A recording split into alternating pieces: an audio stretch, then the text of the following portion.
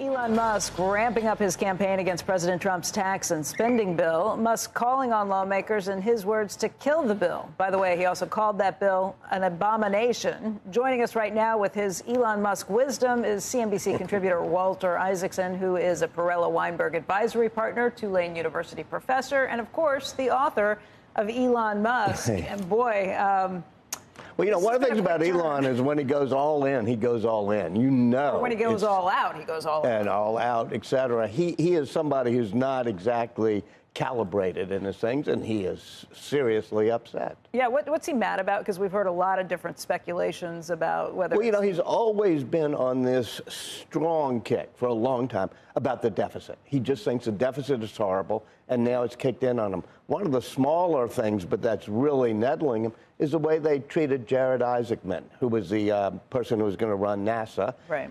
Somebody who was close to Elon and flew on 2 SpaceX.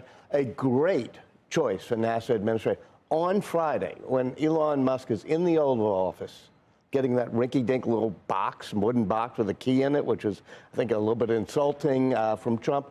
Trump told him he was going to get rid of Isaacman, and then told Isaacman then, too. And that, to Musk, was just infuriating because they were going after Jared Isaacman to get at Trump, to get at Musk. Who's they? The Office of Personnel, the people who run that. There are few people in the White House that at least Musk thinks did it. Well, it was interesting because the reason they gave behind it, or that's been reported as the reason behind it, is because he had given to Democrats in the party. Just like Howard Lutnick, just like Scott Bessent, just like Donald Trump. And he had told Trump right at the beginning, he said, hey, I've donated to Democrats. It's all public. That was not the reason. It was just a way to get at Musk. And he, you know, Musk, if you look at how he got angry at Biden. The administration? This is this infighting within the administration? Yeah, I mean, part of it, but also it's the main thing is that Musk has always been fixated on the deficit. And if you look at what happened with Biden, it was a lot of things, some big, some small, not being invited to the EV summit, but also the whole crackdowns and the regulatory thing of the Biden administration. So I think you're seeing the same thing with the Trump administration. I mean, to me, it felt a little like just this frustration boiling over. We'd heard reports that, hey, I've given hundreds of millions of dollars to this. Not to mention, he took months of his time away from his companies, poured it into these efforts in the government, and probably feels like all of that was for naught. And he took some serious and Joe made a very good point, which is that he went up against an entrenched Washington way of doing things, and found it wasn't like companies that you actually own yourself, where you can say, yeah, hey, let's get rid of this heat shield. Let's get. But once he realized that, Walter, and I don't like this bill. I don't like it either. But you know, the Journal has not been MAGA or they make Journal editorial page. Editorial page. They make Trump mad all the time, and they've even talked about how this bill doesn't do nearly enough with Medicaid and with a lot of different things. But yesterday they did say to have Elon almost make it impossible to pass it at this point, or at least to weigh in that vociferously when there's $4.5 trillion in tax increases that will happen if it. You know, remember the good versus the perfect? Ronald Reagan said, if I get 80%, this might only be 51% worth doing, but not doing anything is even worse than doing this bill. That's not exactly a resounding endorsement. It's not at all. I would cut so much more. I don't think I don't know if I put these new tax cuts in. I wouldn't do salt. How bad will $2 to $3 trillion in deficit be? Musk probably disagrees with you, thinks it's just crushing to the country. But let me get Susan Collins, Rand Paul, Thomas Massey, Ron Johnson. But I'm even going either side. You can find people in the House that are over here and over here because they're in blue districts, people in the Senate that are over here and over here. It has to be what's within the realm of what you're actually doing. And Elon found that out. That was my point. He found that out trying to shrink One of the disappointments I had on the Musk going into government was that he kind of shot fish in a barrel, the easy things, like let's get rid of the USAID play in Pakistan or whatever, and that doesn't add up to real money. Here's somebody who could have taken on the procurement processes in government, could have taken on... That's probably impossible to do, too. Well, I think maybe that's what hit him, is that this is so entrenched in Washington that the big stuff, do we really need F-35s and an F-47 in an era of drones, and do they have to cost 1,000 times more than they would have cost if SpaceX had built them?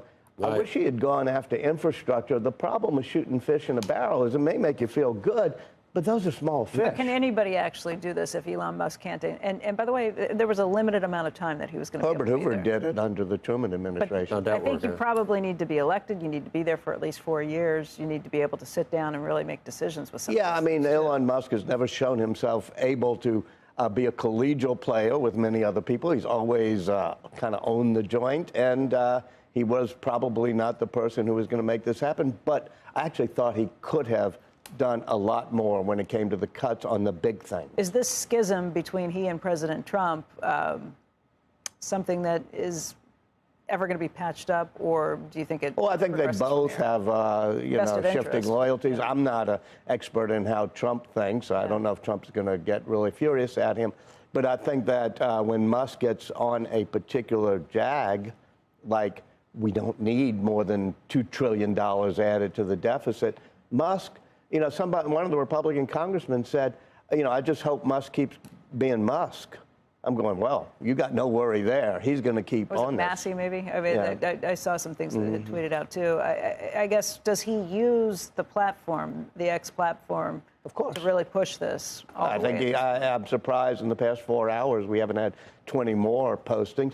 But these things usually last 5 or 6 months. And he feels strongly about this. And I think he's so frustrated with the little things, like I said, the Jared Isaacman, and the big things, like you can't go up against the Washington establishment. And, in my mind, if that was going to happen, he should have really gone hard on the big stuff.